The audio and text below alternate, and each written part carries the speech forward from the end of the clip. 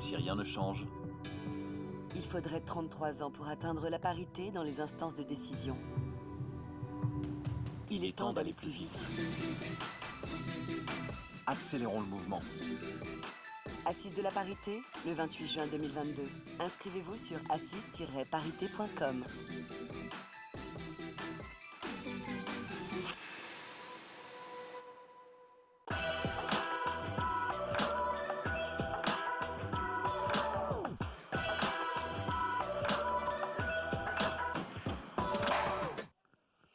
Rejoignez-nous pour ces assises de la parité. Je peux vous dire que vous nous avez rejoints. Vous êtes tellement nombreux qu'il est difficile de circuler dans cet immeuble de la parité. Et je peux vous dire que ça nous fait chaud au cœur parce que le débat reste d'actualité. Lors de l'introduction que j'ai eu le plaisir d'introduire, si je puis dire, avec nos invités, on a pu voir que des thèmes importants sont encore remis en cause. On pense à l'IVG aux États-Unis. Et donc, on doit encore débattre et toujours débattre pour aller plus loin. Mais je sens quelque chose, une bonne vibration aujourd'hui.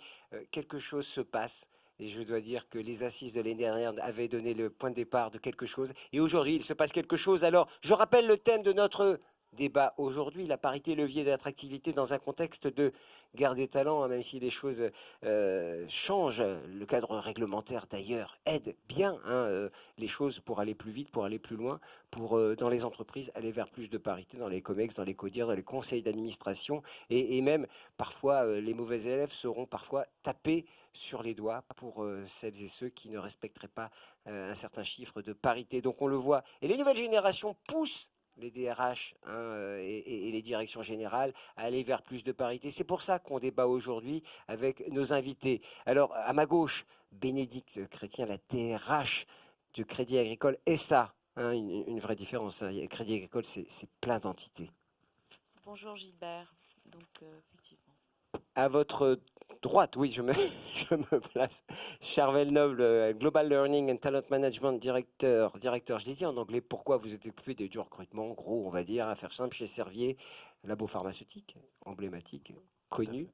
Barbara de Saint-Domingue, directrice générale chez Albéa.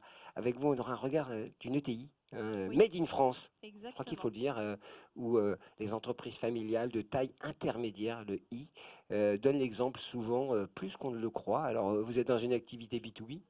Oui, en cosmétique, packaging cosmétique. Oui, et donc on en parle moins que quelqu'un qui fait du grand public. Mais pour Absolument autant, pas connu. vous donnez l'exemple chaque jour. Olivier Campenon, CEO de Lefebvre. Alors, je parle qu'en anglais, CEO. Vous êtes président, tout simplement, oui, de tout à Lefebvre fait. Sarru, qui est 2500 collaborateurs environ. Une autre ETI, Une autre ETI, mais oui. que vous connaissez sans doute sous le nom de Lefebvre Dalloz en France. Florence Gallois-Poul, DRH d'Ariane Group. Bonjour. Bonjour. Il y a eu quelques lancements. Vous revenez de Oui. Guyane, si je ne m'abuse. Tout à fait. Dernier lancement d'Ariane 5, mercredi dernier. Un des plus Réussi, beaux. on peut le dire quand même. Et réussi. Cela dit, quand c'est pas réussi, on le sait très vite généralement. Il n'y a eu que des belles images. Et que des belles images. On rêve d'aller faire un lancement en Guyane, mais on n'a pas été invité. Bon, enfin voilà, c'est un petit message. Et Romain Soubéran, qui est le directeur général d'une école, une grande école iconique, Made in France. Une très belle école. Très belle école, Très, ah très oui. belle école. Je pressens que vous en êtes sorti il y a quelques années. Hein. Merci de me rappeler. Mais non, mais Romain Souverain, le DG de Centrale Supélec. Et oui, Centrale a fusionné avec Supélec il y a déjà longtemps, mais vous tenez à cette association de marques, de très belles marques. Absolument. Bonjour Gilbert, bonjour à toutes, bonjour à tous. La parité, vous serez un peu tapé, montré du doigt, hein, parce que la parité, vous aimeriez y aller encore plus vite, encore plus fort. Et pour autant, les jeunes talents, les jeunes filles, ne sont pas encore assez présentes dans les écoles d'ingénieurs. La pression, c'est toujours stimulant. Ouais. Donc c'est une bonne chose qu'on soit stimulé. Après, on a encore beaucoup de chemin à parcourir, mais ça ne dépend pas que de nous. Mais on fait ce qu'on peut pour. Hein. Ben oui, mais je sais que vous allez les chercher, y compris dans les lycées, dans les collèges, parfois, pour montrer les carrières qui sont proposées quand on est ingénieur. Le vrai sujet, ça a déjà été exposé dans des précédentes tables rondes, mais c'est effectivement l'autocensure qu'il y a de beaucoup trop de jeunes filles dès le lycée, voire dès le collège, vis-à-vis des sciences dures. Et du coup, dans les filières qui mènent aux écoles d'ingénieurs en général, et à Centrale Supélec en particulier, on a beaucoup trop peu de jeunes filles présentes. Et le problème, c'est qu'on est dans le moyen terme, voire dans le temps long, hein. Quand on forme un ingénieur, c'est entre 3 et 5 ans. Et c'est vrai que se projeter, eh bien, c'est pas immédiatement. On peut pas décider qu'il y aura 50% de filles ingénieurs l'année prochaine. C'est mathématiquement pas possible. Je parle sous le contrôle de l'ancien ingénieur que vous êtes. Bénédicte, première question. L'impulsion, hein, cette dimension est désormais partagée par à peu près toutes les organisations. Si on est réunis ici, c'est parce qu'on partage évidemment ces valeurs. Euh, Il faut pourtant rappeler cette valeur fondamentale qu'est la parité, toujours, quasiment quotidiennement au niveau de l'organisation que vous représentez et des organisations représentées. Oui, je pense que Gilbert, c'est une exigence quotidienne. Le groupe Crédit Agricole SA, 75 000 collaborateurs en France et à l'international, est aujourd'hui dans un COMEX numéro un des services financiers quant à la représentation des femmes, parce que nous avons 37,5% de femmes au COMEX. Donc on voit bien l'importance du haut. Et ce qui est intéressant, c'est que ce ne sont pas des fonctions uniquement de RH que je peux représenter. Nous avons une patronne d'Amundi, Valérie Baudson, Amundi, société cotée au SBF 120. Et je crois qu'en effet, la parité, qui est au fond l'égalité des chances, est devenue un levier incontournable d'attraction et de fidélisation. Peut-être un dernier élément, Gilbert, pour poser le contexte. Un des grands cabinets de conseil que je ne nommerai pas a fait une étude l'an passé sur 200 000 jeunes de moins de 30 ans dans 190 pays. Et ils nous disent, ces jeunes, qu'ils ne rejoigneront pas un groupe si celui-ci ne porte pas haut et fort deux valeurs en particulier. À 52%, ils plébiscitent bien entendu la transformation environnementale et climatique. Et à 51%, le sujet qui nous occupe aujourd'hui et qui nécessite toute notre concentration, qui est la parité et la mixité. Mais au fond, Bénédicte, quand on parle d'impact, l'impact, c'est la transition écologique, mais c'est aussi cette parité, en fait, hein. Il ne faut pas faire l'économie de l'un et de l'autre quand on parle d'impact. Il faut même mener les deux parce qu'on a d'un côté une transformation environnementale et de l'autre une transformation sociale.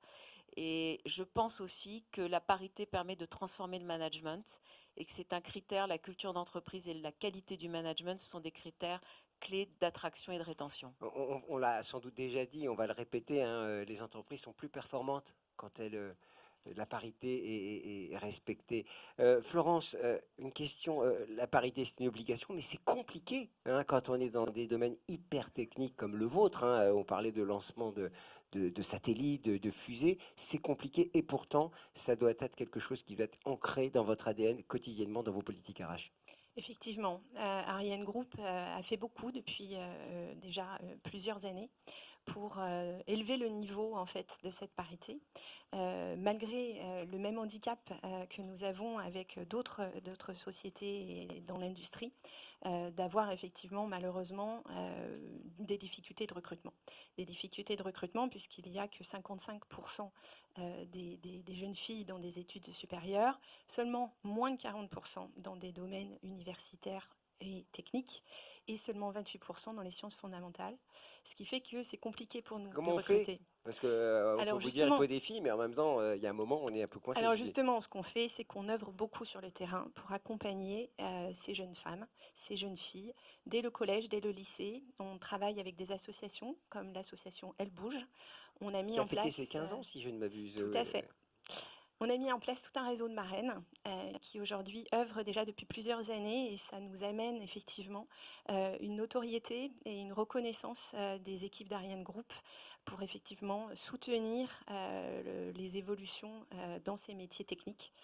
On travaille aussi avec l'association Capital Filles, qui est peut-être un peu moins connue, mais qui favorise effectivement l'opportunité de travailler en amont dans les écoles qui aujourd'hui sont gérées par la politique de la ville, ainsi que aussi dans le milieu rural, pour aller favoriser et envisager que toutes ces jeunes femmes puissent se donner les moyens, puissent lever les freins qu'elles peuvent avoir de par leur environnement pour choisir des études techniques. On voit au fond que le lead doit être pris par les entreprises, hein. C'est ça que vous nous dites en creux, c'est que en fait, si on attend tout, quelqu'un parlait de l'éducation nationale, je crois qu'on attendra peut-être trop longtemps. Et cette initiative, ce leadership qui doit être pris par les entreprises, ça doit être un mouvement d'ampleur, hein. C'est ce que vous indiquez. Tout à fait, tout à fait. Je pense que c'est notre rôle en tant qu'entreprise. Et quand on parle effectivement, le thème de cette table ronde, c'est la guerre des talents. Oui, c'est un levier d'attractivité et c'est aussi un choix. et une motivation que de pouvoir choisir les entreprises qui se mobilisent pour la parité. Mais oui, de toute façon, les entreprises doivent se mobiliser. J'avais la chance d'avoir le dean de Berkeley en interview qui me disait, ce sont les gens dans les entreprises qui changeront les choses. Il ne faut pas attendre tout de la puissance publique. Et ça résonne évidemment, hein, ce que vous nous dites. Barbara, une ETI, alors on a deux grandes entreprises majeures en France. Est-ce que dans une ETI, on a ces mêmes réflexions? Alors, on a les mêmes réflexions, on a la même ambition, mais on n'a pas les mêmes moyens, hein, clairement.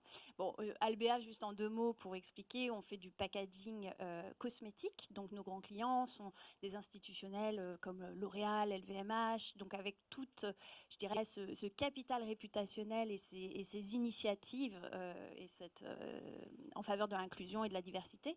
Donc, par capillarité, si vous voulez, on a cette dynamique positive qui remonte dans la chaîne de valeur et qui fait que nous, Albéa, fournisseurs, sous-traitants, on est dynamisé par nos propres clients pour qui cette notion de parité est clé.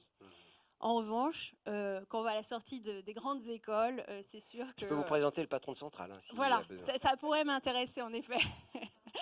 Et il faut qu'on arrive vraiment, nous, à sourcer, parce que Albéa n'a aucun... J'avoue que je ne n'a connaissais pas. Quand on a préparé, j'ai dit, mais vous faites évidemment. quoi au fond? Alors, j'étais renseigné un peu quand même. J'espère. Vous avez découvert un univers passionnant, Mais passionnant, oui. j'en suis persuadée. Donc voilà, on a quand même moins de moyens, mais notre faiblesse est aussi une force, parce que en tant que petite entreprise, taille intermédiaire. Oui, c'est jusqu'à 5 000 quand même. Hein, voilà. des Oui, ETI, non, si mais je ne m'abuse. on est taille intermédiaire, on est 12 000 dans le monde, on est international. Enfin, il y a des belles choses à faire chez nous. Venez chez nous. Mais c'est vrai que pour les jeunes femmes, l'intérêt, c'est qu'on a aussi des postes peut-être plus exposés que si elles rentrent dans un grand groupe tout de suite. Alors, on est moins attractif que les startups qui, pour les jeunes, sont vraiment très, très attirantes. Mais on a aussi des jolis postes, de l'exposition. Moi-même, j'ai commencé dans des sociétés du CAC 40 et ce qui m'a attiré chez Albert, que je ne connaissais pas, Vous avez été chassé sans doute aussi. Exactement, Bah oui. c'est ce niveau de responsabilité et cet impact personnel qu'on peut avoir sur les choses dans les ETI. Un mot peut-être sur cette idée entreprise familiale, ETI, on pense tout de suite à l'entreprise familiale. Est-ce qu'au fond, pour les nouvelles générations, il y a un supplément d'âme? Alors, je ne veux pas dire qu'au Crédit Agricole ou chez Ariane, il n'y a pas de supplément d'âme, hein, attendez. Mais est-ce que finalement, ces nouvelles générations quand on parle de quête de sens, c'est aussi cela, au fait, qu'elles En cherchent? fait, certainement, il y a de la proximité. Et nous, en tant que leader et leader féminin, il faut on a un devoir d'authenticité. Et c'est par cette authenticité, c'est sans se travestir ce qu'on est au profond nous-mêmes et qui a fait qu'on est arrivé là. Je veux dire, il n'y a pas de syndrome de l'usurpation parce qu'une femme prend un poste de directeur général. Mais c'est en restant soi, en étant authentique et ne se travestissant pas pour être un homme dans un comité de direction d'hommes, qu'on va pouvoir attirer les jeunes, j'en suis convaincue. Bien sûr, évidemment. Et la sincérité, et l'authenticité, jusqu'à preuve du contraire, ça marche Ouais. toujours. Charbel Noble. Alors, j'ai eu beaucoup de mal avec votre prénom, Charbel. Je ne connaissais pas. Je peux l'avouer aussi. Il y a plein de choses que je ne connaissais pas au fond. Hein. C'est un prénom typiquement libanais. Libanais, voilà, comme ça, et noble. Donc, on peut dire typiquement français. Charbel, alors chez Servier, on passe d'un secteur à l'autre, hein, vous l'avez compris, cette notion de parité aussi joue. Alors on est sur des métiers techniques, on est sur des métiers commerciaux aussi, hein, beaucoup, hein, puisqu'il faut aller vendre ces médicaments. Cette notion de parité, comment elle se distille? Alors, nous, dans le groupe Servier, on a pris une décision majeure de dire il ne faut pas juste s'engager, il faut s'engager, l'afficher et surtout avoir des actions qui sont claires justement pour ces générations qui veulent voir quelque chose qui se réalise. Donc une des premières actions qu'on a fait il y a 3 ans de là, on a rattaché à nos valeurs une série de compétences dans laquelle il y en a une que je souhaite juste mentionner, c'est apprendre des autres et valoriser les diversités. Et c'est quelque chose qu'on évalue annuellement auprès des managers pour s'assurer qu'on est en train justement d'améliorer cette diversité. On est quand même aujourd'hui 47% de femmes dans nos managements, mais que 29% dans le top management, avec un objectif à 40% en 2024. Donc on a du chemin. Mais pour ça, nous avons énormément d'actions qui répondent à ces engagements. J'en cite une tout à l'heure, vous en parlez, c'est les salariés qui font que la parité existe dans la société. Donc nous avons lancé une idée, un groupe mixité. Et d'un coup, on s'est retrouvé avec 150 volontaires, hommes et femmes, qui veulent porter le sujet au sein du groupe français international et qui nous ramènent des idées. Notamment, par exemple, il y a quelques mois, on a fait la semaine de la diversité où on avait des intervenants externes, des personnes comme vous, d'autres sociétés qui sont venues parler des difficultés de parité et surtout d'accès des jeunes filles, malheureusement, avec l'orientation scolaire. Vous avez dit, si on attend l'éducation nationale, on n'y arrivera pas. Moi, à un moment, il faut aller main dans la main avec l'éducation nationale parce que eux, ils ont les enfants très jeunes. Et quand en troisième, on dit à quelqu'un, je suis désolé, tu ne peux pas être ingénieur, si, on peut toujours prétendre être ingénieur, même quand on est une jeune fille qui n'est pas exceptionnelle en maths en troisième. Donc nous, on a par exemple nos membres de COMEX qui vont dans les collèges, les lycées, les facs, pour justement parler de ça en disant, nous, on a des métiers féminins qui sont la pharmacie et la médecine, mais on a des métiers qui sont très masculins, qui sont la recherche et l'ingénierie dans l'industrie.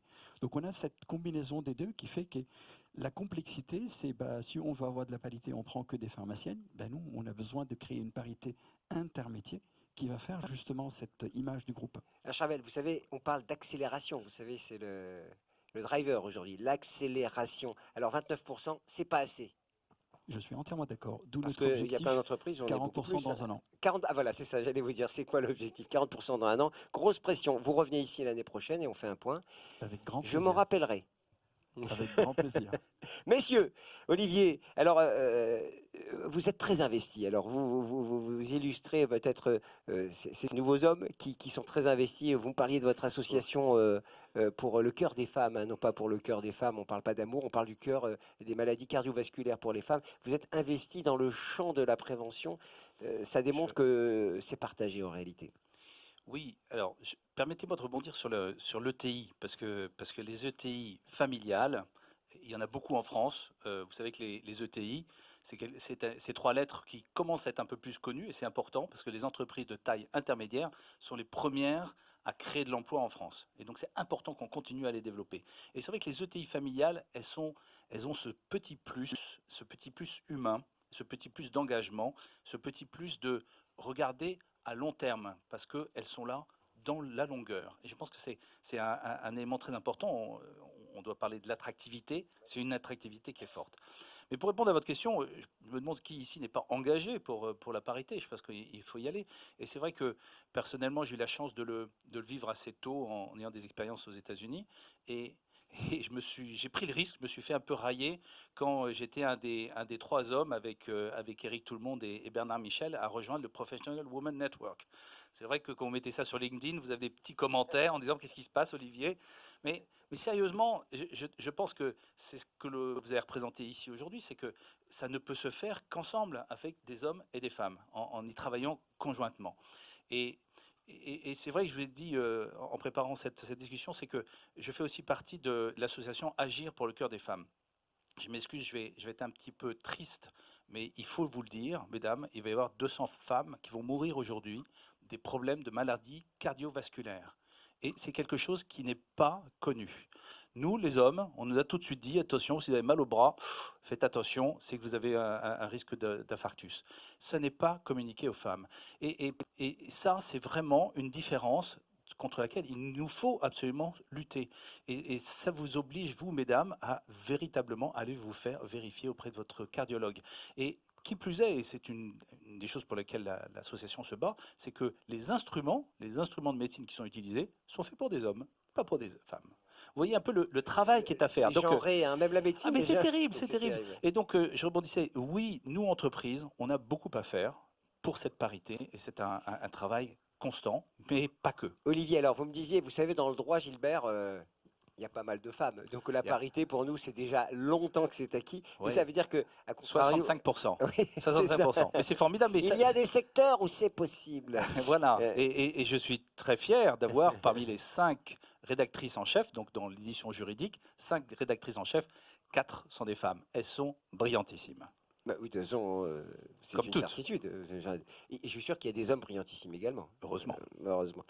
On parlera tout à l'heure. Alors, j'avais prévenu Romain tout à l'heure. Bon, Romain, je vais vous asticoter un peu parce qu'évidemment, on parle de guerre des talents. Les talents, il faut aller les sourcer. On les source dans les écoles, à l'université. Et tous nos professionnels, les experts nous ont dit, évidemment, on a du mal à les sourcer parce qu'il n'y en a pas. Et c'est vrai que vous disiez, on va les chercher, on va les aider. Quel est le problème français pour ces talents féminins qui sont pas là, en fait, en réalité, ces diplômés. Alors, on a deux problèmes et deux drivers, en fait. C'est d'une part le manque de femmes et l'éloignement de la parité, d'autre part le manque, l'insuffisance de jeunes qui se dirigent dans des carrières d'ingénierie par rapport aux besoins qui sont exprimés par les entreprises.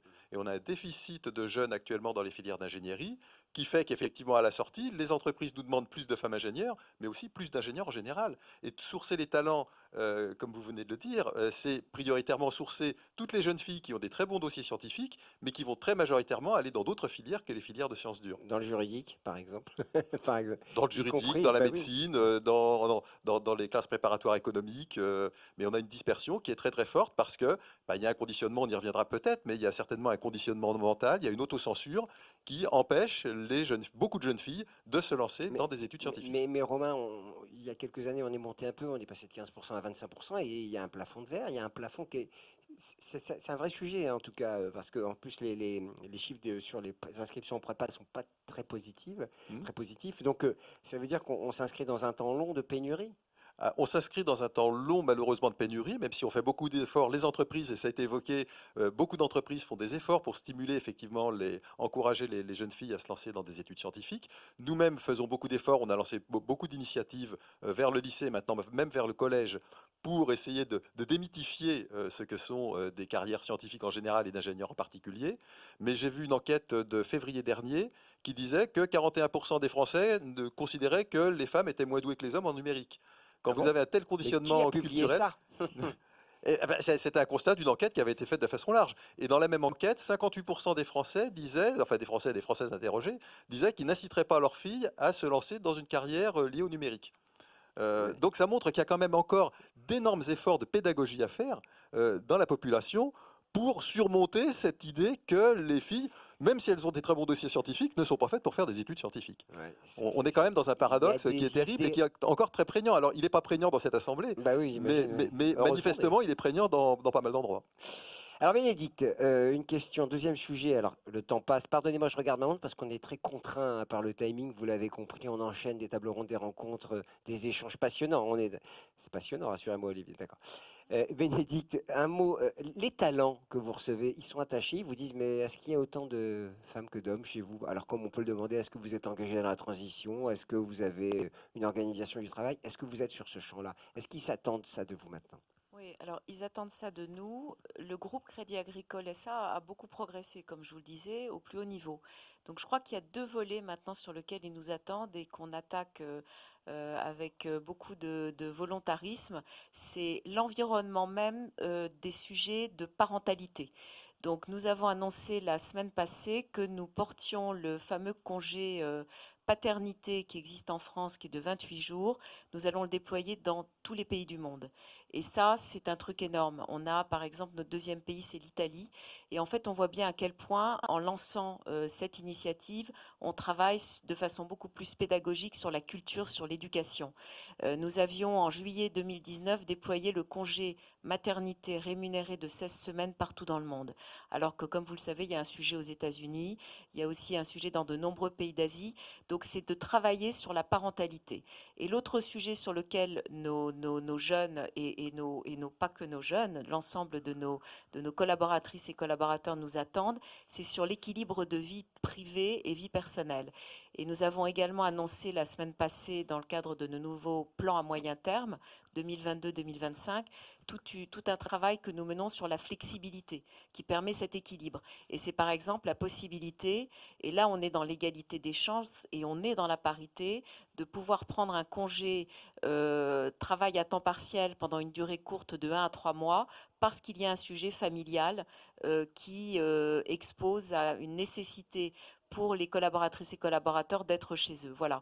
Donc je pense qu'il faut travailler sur la culture d'entreprise, sur la parentalité, sur le fameux équilibre vie privée, vie professionnelle qui va bien au-delà du sujet du télétravail qui se pose avec le mot flexibilité. Alors, on Et en là, on parlera tout à bosse. l'heure, hein. Tout à l'heure, c'est la conférence équilibre vie professionnelle. Donc, on ne va pas déflorer le sujet. Juste pour vous dire qu'à 13h30, une professeure de l'EDEC Business School présentera une étude exclusive sur le congé paternité et des chiffres passionnants seront délivrés. Elle sera avec avec moi sur le plateau en visio parce que je crois qu'elle a été testée positive. Donc elle sera à distance très très raisonnable. On va éviter le cluster.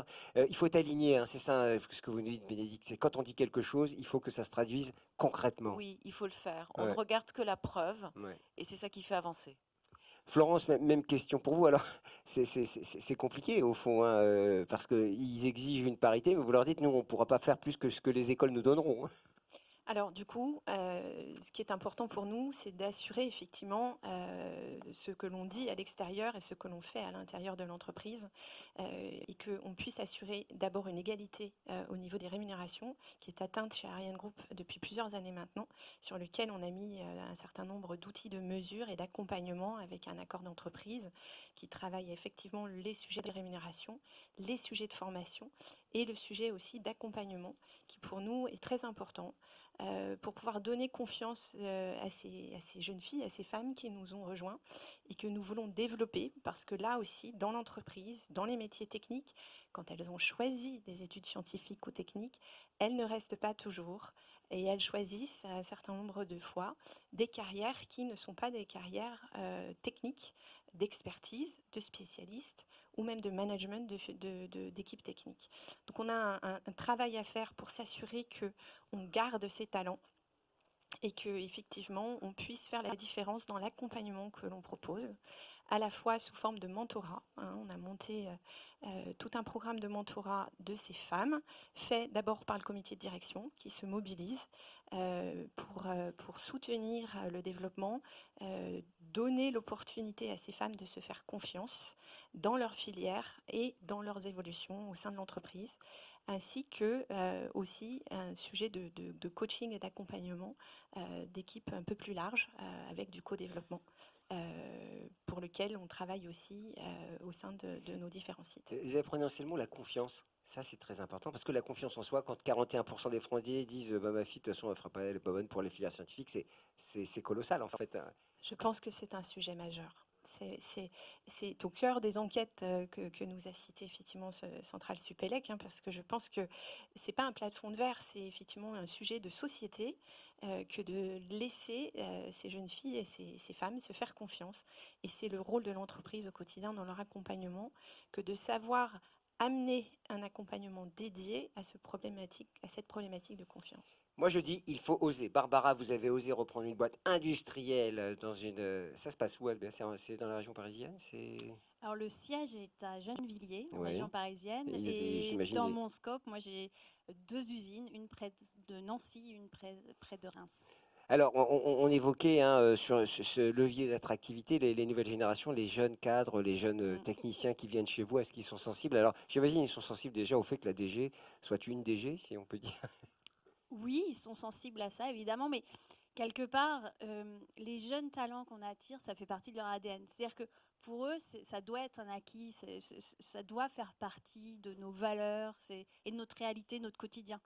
Si on est en décalage par rapport à ça, on va avoir un problème de rétention sur ces profils parce qu'ils ne seront pas alignés par rapport à leurs propres valeurs. Vous avez des problèmes aussi qu'on retrouve chez Ariane, par exemple, sur des profils très techniques à recruter des Ah filles? là, c'est un cauchemar. Ah, C'est un cauchemar. Et ce que vous disiez sur l'autocensure, c'est vraiment quelque chose de profond. Alors, je ne sais pas comment on va arriver à vraiment aller jusqu'aux racines de ce mal, mais il faut qu'on ait des plans d'action sur le sujet parce que il y a autant de filles, je connais moins bien les statistiques que vous, monsieur, mais il y a autant de filles, je crois, qui font des sections scientifiques jusqu'au bac, et puis ce trou noir derrière qui fait que tout elles disparaissent et on ne les retrouve plus à la sortie sur les BTS ou les écoles d'ingénieurs. On a absolument besoin que les jeunes filles prennent confiance en elles, ne se censurent pas. C'est-à-dire qu'on n'a même pas l'opportunité d'aller les chercher ou les convaincre qu'elles peuvent avoir confiance en elles. C'est qu'elles ne vont même pas postuler. Alors, ne regardez pas Romain comme ça. Ouais. C'est pas de sa faute. Hein, Oui, je sais, hein, Romain, il porte vous n'y êtes pour rien. le pauvre. Je ne veux pas porter la responsabilité sur ses épaules, mais c'est vrai qu'il y a un sujet, l'éducation est au cœur du réacteur. Tout vient de là. Les nouvelles générations, alors vous avez aussi un gros volume de commerciaux et de commercial également pour la. Pas pour- tout à fait. C'est Pas tout plutôt à fait. des Alors, métiers scientifiques, oui. voilà, métier très scientifique. Alors, l'attractivité, là aussi, les nouvelles générations, comment vous gérez ce dossier? Alors, La question n'est pas l'attractivité. La question aujourd'hui, c'est que pour attirer, il faut fidéliser ceux qu'on a, parce que ce qui est plus intéressant pour nous, c'est de garder ceux qu'on a déjà, plutôt que de les laisser partir et attirer les autres. Donc on est vraiment sur une dynamique interne qui nous permet justement de développer, parce que comme vous le mentionnez tout à l'heure, un des vrais leviers de la parité, c'est de faire grandir les équipes qu'on a, hommes et femmes, hein, parce que pour moi, le rôle modèle, c'est pas juste homme ou femme, c'est quel style de leadership je fais dans l'entreprise qui va donner envie à une femme de devenir ce type de leader. C'est ça qui, pour nous, est très important aujourd'hui dans ces métiers-là, parce que c'est vrai, quand elles sont dans les filières scientifiques, elles peuvent s'arrêter en tant que scientifiques, et nous, notre objectif, c'est qu'elles montent au top management, parce que c'est ce qui ramène de la valeur, et c'est ce qui va nous permettre d'attirer les jeunes générations sur les métiers scientifiques. Donc on est plutôt sur une dynamique interne qui va, d'une façon naturelle, attirer.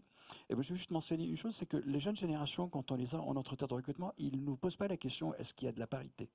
Leur question, c'est est-ce qu'il y a des problèmes de parité? C'est plutôt dans l'autre sens que la question arrive. C'est pas est-ce que vous êtes 50-50? C'est est-ce que moi, fille, quand j'arrive chez vous, est-ce que je vais évoluer? Est-ce qu'il y a le plafond de verre? Est-ce que vous avez des membres de COMEX, femmes, et qui sont dans des métiers techniques? Et nous, on est capable de dire aujourd'hui, par exemple, la patronne de la digital, data et SI est une femme, donc qui vient d'un métier d'ingénieur. Et automatiquement, c'est ça qu'ils cherchent.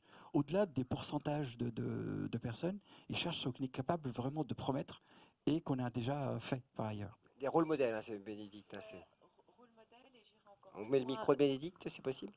Oui, je disais rôle modèle et j'irai encore plus loin de ce que tu viens de dire. En fait, les jeunes, ils googlisent l'entreprise, ils regardent la composition du COMEX et ils se disent, est-ce que c'est possible un jour que j'arrive en haut? Est-ce qu'il y a que des hommes? Est-ce qu'il y a des rôles modèles? Et à partir de ça, ils font leur choix. Donc je pense qu'ils ne nous laissent même pas la chance de l'entretien. Oui, je crois qu'il ne faut pas surpromettre, hein, Olivier. Je crois que parce qu'il faut être aligné autant que faire se peut et s'engager. Exactement. Je pense et c'est une chance. On rentre dans un monde d'une bien plus grande transparence. Il y a de moins en moins de frontières entre l'interne et l'externe d'une entreprise, dans la communication interne et la communication externe, et donc dans la culture de l'entreprise. Et finalement, ce dont on parle actuellement, c'est la culture. Vous en avez mis un mot tout à l'heure. On a besoin d'une législation. La loi Copé-Zimmermann a montré ses effets, hein, par rapport à ce qui se passe dans les autres pays. Pour autant, c'est absolument pas suffisant. Ensuite, il y a le problème de culture. Est-ce que la culture de l'entreprise est propice, comme disaient Charles Bell et Bénédicte, à propager cette ouverture et donc attirer une nouvelle génération dans ce qu'ils sentiront comme étant un espace de liberté. Et puis après, il y a un troisième point qu'il ne faut pas oublier, qui est, là c'est un peu plus technique, c'est le process. C'est est-ce qu'en interne, est-ce qu'on a des process qui permettent justement d'avoir l'évolution des hommes et des femmes à leur rythme. Et c'est là où on s'aperçoit qu'on n'est pas tous fait du même bois. Et c'est vrai que très souvent, mais je ne veux pas rentrer dans des clichés, mais très souvent, vous postez un job, dans les 10 secondes, vous avez 3 hommes qui lèvent la main, on dit mais moi je suis sûr, j'ai 50% des capacités, mais je suis sûr que je vais avoir le job. Et puis il va falloir attendre plusieurs jours, voire plusieurs semaines, pour que des femmes osent lever la main. Eh bien cette différence-là, il faut l'intégrer dans nos process. Vous êtes en train de dire que les hommes se décident plus vite sans savoir s'ils ont la compétence, mais en tout cas ils lèvent la main vite, alors que les femmes prennent le temps de la réflexion. Toute ressemblance avec une situation existante, ce ne serait que fortuite, mais quand même. Mais en tout cas, c'est intéressant. Alors pourquoi, chez vous, est-ce que c'est le secteur ou c'est pourquoi 65% de femmes? Ça veut dire que il y a une parité qui est un peu inversée, si je puis dire. Et comment vous l'analysez, vous? C'est le secteur principalement? Il y a d'une part le secteur, puisque nous sommes effectivement un secteur où historiquement ça change. Nous n'avions pas beaucoup d'ingénieurs. Alors c'est vrai que ça change parce que le monde de l'édition, l'édition juridique, devient de l'IA, devient tous ces nouveaux métiers et tous les métiers de l'informatique. Donc on a de plus en plus besoin d'ingénieurs, comme partout. Donc Romain continue, c'est important. Mais c'est vrai qu'on a su attirer beaucoup de femmes. Tutoie entre anciens. C'est la règle. Et donc on a effectivement beaucoup de femmes et un pourcentage important. Mais il y a peut-être un point, je vais risquer, et encore une fois, j'essaie d'être le plus factuel possible. Je pense que je l'ai dit tout à l'heure, nous sommes encore dans un monde très machiste. Et donc, il nous faut travailler sur cette culture, il nous faut travailler au niveau de l'éducation le plus tôt possible. Mais pour autant, il faut accepter la situation dans laquelle on est et agir. Et c'est vrai, je le vois dans notre société, il y a beaucoup de femmes qui sont en fait des deuxièmes salaires. Et ça veut dire quoi ça? Ça veut dire qu'en fait, et encore une fois, ça n'est arrivé à personne. Quand vous avez un coup de téléphone de l'école qui dit attention, votre enfant est malade, il faut aller le chercher. Ils appellent le père ou la mère. Et donc, cette situation-là, elle nécessite que nous, entreprises, on soit capable de trouver la flexibilité pour que justement, il puisse y avoir, et encore une fois, ça ne doit pas être que la mère qui se déplace, mais qu'il y ait cette flexibilité qui soit adaptée. Et c'est vrai que ça fait partie, encore une fois, de l'attractivité que l'on veut donner et de la prise en compte d'une vraie situation de la vie de tous les jours. Ça soulève plein de questions, hein. On le voit, hein, ouais, cette notion, quand on préparait, ça m'avait interpellé parce que vous m'avez dit, mais c'est parfois les femmes, c'est le salaire de complément. Il faut le voir, ça peut être le principal salaire, mais ça peut être le salaire de complément. Si on n'a pas cette compréhension de l'écosystème familial, on passe peut-être à côté de quelque chose. Romain, qu'est-ce que ça vous inspire? Parce que vous êtes aussi à chaque fois intéressé par tout ce qui est dit. Absolument. D'abord, pour rebondir sur le déséquilibre de genre, dans les écoles ingénieurs qui sont issus de filières maths physique, on est à 23-24% de jeunes femmes. Dans les filières ingénieurs agronomie, agriculture, prépa BCPST, donc prépa agro, vulgairement, l'année dernière, 72% de jeunes femmes sont rentrées. Et dans la pharmacie, enfin dans la médecine, on a des proportions qui sont comparables, entre 70-75% de jeunes femmes. Donc on a un déséquilibre énorme en sciences entre tout ce qui touche aux sciences du vivant, on va dire au sens large, et puis tout ce qui touche aux sciences dites dures, maths, physique, sciences de l'ingénieur classique. Et juste le directeur de grande école que vous êtes, comment vous avez réagi quand les 6 étudiants d'agro ont dit on n'ira pas bosser chez vous, de toute façon vous faites que des choses pas bien. Euh, et Ah, est-ce que ça pourrait arriver à Centrale? Parce qu'en fait, au fond, c'est ça, les nouvelles générations, elles attendent quelque chose de fort, un signal fort de toutes les entreprises. alors on a une promotion qui fait presque 1000 élèves, donc tout peut arriver avec, avec presque 1000 élèves. Statistiquement, oui. Statistiquement. Cela étant, ma réponse, c'est de dire au contraire, quand on est ingénieur, je pense qu'on est les derniers à devoir déserter face au défi effectivement historique, enfin planétaire, qui est en face de nous, qui est le défi dominant du 21e siècle. Avoir des ingénieurs qui disent je déserte, c'est vraiment déserter en race campagne, alors qu'ils sont formés, on s'efforce de les former et on peut certainement s'améliorer, on y travaille, c'est un autre sujet, c'est pas la parité. Mais on les forme précisément à appréhender des systèmes complexes, à être capable d'anticiper, à avoir une approche rationnelle des choses, à innover et donc à avoir tous les outils qui sont nécessaires pour apporter une partie des réponses au changement climatique, à la transition énergétique, etc.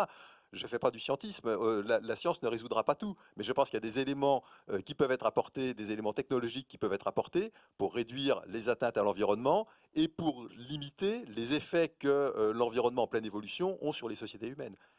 En tout cas, on n'est pas à l'abri, comme vous le disiez. Mais toi, après tout ça, c'est bien d'être secoué un peu et de faire bouger les lignes, y compris d'en bas. Je le disais, hein, c'est ces jeunes qui changeront les choses. Donc, de mon point de vue, il vaut mieux aller dans l'entreprise pour la changer de l'intérieur que de la laisser faire et de continuer peut-être dans ces errements. On n'est pas loin de la fin. J'aimerais faire un dernier tour de table, si vous le permettez. Quelle est l'action iconique? Alors, on partage des bonnes pratiques, hein, vous l'avez vu, on donne un peu comment on fait, comment on se débrouille parfois, comment on s'organise. J'aimerais, Bénédicte, que vous commenciez. Quelle est l'action qui a, selon vous, bien marché, que vous appelez de vos voeux de voir se voir généraliser, ou en tout cas qui a du sens pour vous? Non, on a beaucoup d'actions qui ont bien marché, mais moi j'ai envie de parler de nouveau du congé paternité parce qu'on le lance là dans l'ensemble de nos pays et parce que je trouve que c'est intéressant de travailler aussi sur l'éducation dans le couple, l'éducation autour du partage des tâches. Et je pense que plus on est dans un environnement où il y a un partage des tâches, et c'est ce que vous disiez Olivier aussi, parce que les jeunes générations, les deux bosseront. Il faut se dire que les COMEX, ils sont en pleine révolution depuis 20 ans.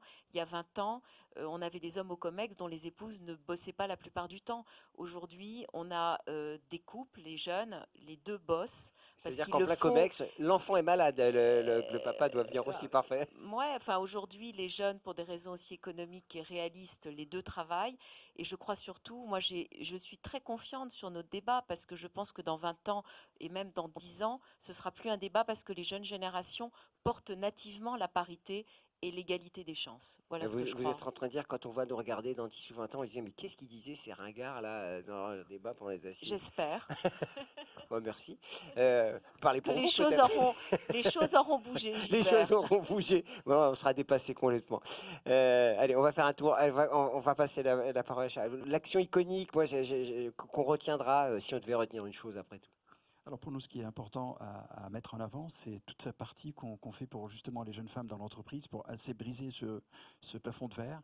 Ça veut dire on les développe en termes de personnes pour oser aller au poste d'après. Pour nous, c'est un point critique, c'est qu'on voit qu'elles ont les compétences, mais quand on va les chercher, il y a ce côté doute qui dit ben, est-ce que je vais réussir? Donc notre vrai challenge, c'est de les accompagner, c'est de les faire grandir et surtout travailler les managers et les RH sur casser les biais inconscients de dire bah, c'est pas parce que c'est une femme qu'elle n'y arrivera pas ou c'est pas parce que c'est un homme qu'il arrivera mieux. Mais non, vous mettez le doigt sur un sujet que j'aurais pu aborder, j'en suis désolé, mais on n'a pas le temps. Le management, c'est le maillon essentiel pour C'est repérer. c'est la clé de réussite de la parité dans une entreprise. Et vous les sensibilisez comment? Bah, aujourd'hui, on fait beaucoup d'e-learning, on fait beaucoup de réunions, on leur explique vraiment comment ça fonctionne, on les met face à leurs biais, ça veut dire bah, on les met en situation, bah, ils se rendent compte que bah, ils ont tendance à aller plutôt là que là, donc c'est comme ça, et cette prise de conscience fait qu'il y a un effet de réussite. Barbara, Alors, si je dois retenir une action une action. Mais je sais, ouais. vous avez tous fait plein de choses, d'accord, ok. Mais Bon, voilà. Donc nous, on s'est fixé comme objectif très ambitieux d'avoir 50% de femmes dans le COMEX de notre activité de tube cosmétique. Donc ça va être une action. Donc je suis dans les premières. Hein. Enfin bon, ça fait déjà 3 ans que je suis sur mon poste et j'ai une collègue qui vient de me rejoindre sur le légal. Mais notre président fixe 50%. Et je pense que on a besoin de ces rôles modèles. Et nous, ça nous crée une responsabilité vis-à-vis des jeunes femmes en interne très forte. Et c'est là où il nous faut être authentique. Et si vous voulez, pour moi, pourquoi le quota, pourquoi il est important dans mon esprit, c'est qu'on a besoin d'une taille critique. Taille critique pour changer les esprits, pour changer les mentalités, pour dégenrer les process. Donc il faut cette taille critique. merci, on me fait passer des petits mots. Il reste 3 minutes, grosse pression hein, quand même. Olivier, ce que disait Barbara, en fait, la réglementation c'est important. Hein. Les quotas, bah, ça a permis d'accélérer les choses. C'est important et il faut continuer dans ce sens-là, hein, et on continue à militer dans ce sens-là, y compris pour les comités de direction, même si c'est évidemment un engrenage qui est différent. Juste un point, parce qu'on n'a pas parlé, et c'est un des éléments iconiques pour nous, c'est la mobilité. C'est finalement, pour briser ce plafond de verre, il faut faciliter au maximum la mobilité dans l'entreprise pour que les hommes et les femmes puissent acquérir de nouvelles expériences et découvrir et prendre confiance pour pouvoir aller plus loin. Voilà. Et cette prise de confiance, elle était indispensable. On en a parlé pour les étudiantes et il faut aussi en parler au niveau de l'entreprise. Et chez vous, l'action iconique, c'est la mobilité, c'est-à-dire vous avez mis en place un C'est la process. mobilité. On a effectivement une politique de mobilité qui est très forte. Parmi beaucoup d'autres Parmi actions, beaucoup d'autres choses, évidemment, mais parce je veux qu'on dire, a parlé des assises de la parité, on pourrait parler des assises de la diversité, bien parce sûr. que ça va au-delà que de la parité. Bien sûr, bien sûr, mais c'est un élément d'un tout. Mais on a beaucoup de sujets à adresser, mais aujourd'hui, c'est la parité. Olivier. Alors, on reste sur la parité. Florence, Alors effectivement, il y a beaucoup de choses qui ont déjà été citées que Ariane Group fait déjà en termes de développement, de se fixer des cibles aussi de femmes dans les positions d'exécutive, etc. Si je devais choisir une seule action, je reviendrais sur le fait que Ariane Group a ce pouvoir que de continuer à faire rêver les jeunes filles, les jeunes femmes pour les métiers techniques, pour leur donner cette envie qu'elles ont, comme on a rencontré d'ailleurs, pas plus tard que la semaine dernière sur le salon Vivatech, une jeune femme, une jeune fille pardon, de 12 ans et demi qui nous a écrit suite à ce salon et aux rencontres avec les équipes RH et les équipes techniques sur le salon, pour nous dire qu'en fait, sa vision, c'est qu'un jour, elle serait la directrice générale de Ariane Group. Donc À on quel va âge continuer. 12 ans et demi. 12 ans et demi, c'est fort. Voilà. Donc notre action iconique, ça va être de continuer à travailler sur le terrain pour faire rêver toutes ces jeunes Alors, femmes. quand vous sortez de Centrale, tout le monde va être directeur général, vous le savez. Bah, j'espère. J'espère toutes les filles surtout. Bah, pour les filles ou les garçons, disons, il ne s'agit pas d'accabler les garçons, bien entendu, durant cette journée, hein, surtout pas. C'est d'arriver à une égalité et une sorte de fluidité dans les échanges. Alors, qu'est-ce que vous allez faire, Romain? Parce qu'évidemment, j'ai commencé à vous asticoter, je finis en vous asticotant. Dites-nous, faites-nous une promesse qu'il va se passer quelque chose, une action que vous avez menée qui sera Ah peut-être... bah, je vais être un peu provoquant pour terminer, et puis sur un sujet sur lequel vous pourriez rebondir. On souhaite évidemment attirer beaucoup plus de jeunes femmes, et pour ça, il faut avoir un campus qui soit aussi attractif que possible pour les jeunes femmes. On sait qu'il y a du sexisme ordinaire qui se manifeste partout, et c'est dans ce contexte-là qu'on a fait un plan égalité femmes-hommes pour les personnels, mais aussi pour les élèves de l'école, qui a été voté par le CA, et c'est dans ce contexte qu'on a fait une enquête qui a été fortement médiatisée sur les violences sexistes et sexuelles. Et je pense, enfin, je le prends comme action iconique parce que le fait d'avoir, je dirais, mis en jeu la réputation de l'école pour vider l'abcès, je pense que c'était un témoignage fort qui était envoyé pour dire on veut en finir avec non seulement les VSS, mais derrière tout le sexisme ordinaire qui est trop fréquent, qui est encore répandu et contre lesquels il faut se battre. Et le fait qu'il y ait cette prise de conscience, qu'on ait publié cette enquête, ça a été un choc aussi en interne parce que les jeunes ont beaucoup de valeurs et ils y sont attachés. Ça a été aussi un choc pour eux. Et donc maintenant, on a une communauté qui est vraiment très mobilisée contre ça. Je pense que ça a soudé cette communauté. Ça a Bravo ressoudé la Romain, parce communauté, que vous avez eu absolument. du courage sur cette affaire. Merci à tous, c'était passionnant. Vraiment, j'ai adoré et je vais continuer puisque je reste encore pour la prochaine conférence. Merci, à tout à l'heure.